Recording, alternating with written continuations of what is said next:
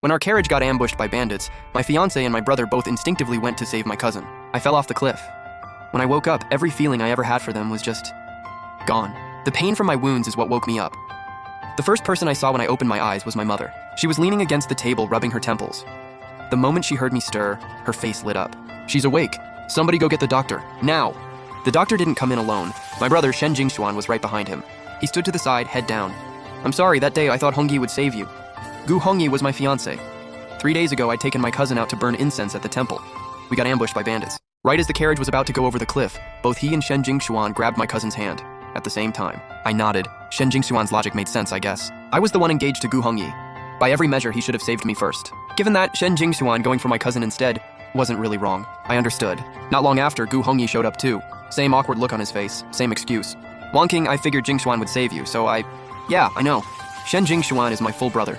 Same mom, same everything. Back when our dad hadn't passed the imperial exams yet, the two of us used to help mom haul embroidery to sell at the market. The road from our village to town wound through the mountains. One time during a rainstorm, rocks started sliding down. I shoved Shen Jingshuan out of the way. A rock hit me in the head instead. He carried me all the way to the clinic at a dead sprint. Didn't even notice he'd lost his shoes. It wasn't until the doctor finished treating me that he looked down and saw his feet were covered in blood. Anyone who knew that story would have assumed he'd saved me first. So Gu Hongyi grabbing my cousin instead, that was fair too, I guess. So who was actually in the wrong here? Couldn't have been me. The room went quiet. Mom could feel the tension, so she stepped in. The doctor said Wang King's fine. Just some scrapes, nothing serious. Oh, thank goodness, you two, stop beating yourselves up. Both of them let out a breath. Shen Jingshuan glanced at me, then leaned in and said something quietly to Mom.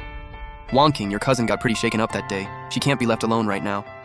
Let Mom go check on her first. Once she's asleep, I'll come back and keep you company. You know how Zueyan is. She lost her mom young. She gets scared easily. You're the older sister here. Cut her some slack, okay? Sure. Mom paused when she heard my answer. I looked up at her, completely calm. Go be with my cousin, Mom. I've got the maids here. I'm fine. No tears this time. No breaking down and asking why she always put Su Sheyan ahead of her own daughter. Mom looked a little thrown off. She reached out like she was going to touch my cheek. Ever since my cousin moved in at age 6, moments like that between us had become rare. So when she reached out, I turned my head away without even thinking. Shen Jingshuan was clearly getting impatient. He nudged Mom's shoulder and steered her toward the door. Mom, go check on Zueyan. She hasn't seen you in days. She's lost weight. The moment he'd heard Mom say I was fine, all the guilt on his face just vanished. He gave me a casual wave. Wang King, get some rest. We'll come check on you later. That later turned into 5 days. 5 days later, my scrapes had started to heal. Biyu and Fei Kui took me out to the garden for a walk. We hadn't even made it there when I heard laughter coming from inside. Su Shuiyan was behind Mom, rubbing her shoulders. Gu Hongyi and Shen Jingshuan sat nearby, chatting and laughing about some recent gossip around the city. The moment they saw me, the conversation stopped cold. Su Shuiyan turned around, looking surprised. Cousin, what are you doing here? Back then, I always led with feelings over logic. A question like that would have just stung. I wouldn't have known why. But now that the feelings were gone, I could actually see it clearly. Not, oh, cousin's here, but, cousin, why are you here? Like I was someone who had no business being in that room. Am I not allowed to be here? Su Shuiyan stumbled over her words. That's not what I meant. I just didn't think your injuries would heal this fast. She looked like I'd just scared her or something. All right, enough. Mom patted her hand, her expression not exactly warm. What happened wasn't your sister's fault. Why are you taking it out on her? Zueyan's already eaten herself up with guilt. Wang King, be the bigger person here. Okay, enough with the long faces. It was nothing. Your cousin's tough, a little fall won't kill her. The doctor said she's fine. Stop beating yourself up.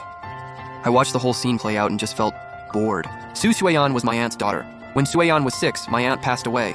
Her dad remarried, and the new stepmother made that little girl's life miserable. When Mom found out, she brought her to the capital that same night. One look at her and Mom burst into tears on the spot. She told me, Shuiyan just got here. She's not used to things yet. I need you to look after her for a while. Can you do that? I agreed without really understanding. That was almost 10 years ago now. Mom poured everything into Su Shuiyan after that. Dad was stationed far away at the frontier, laser focused on his career. We barely got one letter every few months. But at least my brother was still on my side, or so I thought. Whenever Shuiyan was sick and Mom was up all night with her, my brother would sneak me out the back and buy me little treats from the market. Until one night, Mom caught us. You snuck out at night without permission, and now you're going to talk back? Mom, it was my idea. I asked him to go get something for me. Please don't blame him. That night, my brother was quiet for a long time. Then out of nowhere, he said, Wang King, Shuiyan's had it pretty rough, you know. So when I later figured out that Gu Hongyi had feelings for Su Shuiyan, I wasn't even that surprised. My whole life, it feels like I've just been losing things. First Mom's attention, then my brother, then my fiancé. And then I almost lost my life too. I started staying in my room. Not really hiding, I just didn't know what to do or what I even wanted anymore.